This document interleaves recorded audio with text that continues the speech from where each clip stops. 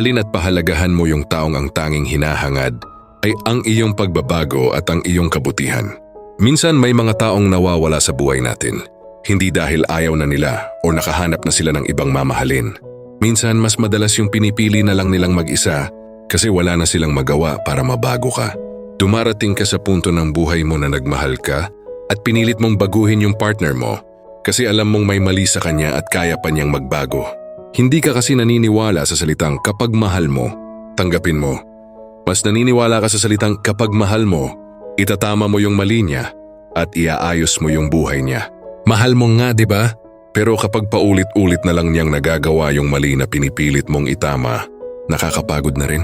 Kasi darating ka rin pala sa punto na matatanong mo ang sarili mo, hanggang kailan ako magtitiis at magtatyaga na mabago ko itong taong to?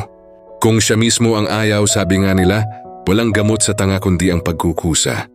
Hindi pagiging selfish ang paglayo dahil hindi lang naman yung partner mo ang dapat mahalin mo. Dapat pati na rin ang sarili mo. Dahil kung ikaw lang palagi yung uunawa, ikaw lang palagi yung mag-e-effort, nasaan doon ang essence ng partnership?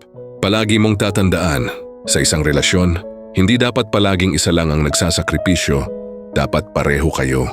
Kapag nakitaan mo ng eagerness na baguhin ka, itama ka at mahalin ka despite your missteps, ibigay mo rin yung best mo dahil bihira lang makakita ng taong babaguhin yung buhay mo. Yung magtuturo sa'yo kung paano mapunta sa tama galing sa maling nakagisnan mo. Dahil ang pinakamasakit na mararanasan mo ay yung mawala sa'yo yung taong naging totoo sa'yo. At walang ibang hinangad kundi mapaayos ang buhay mo.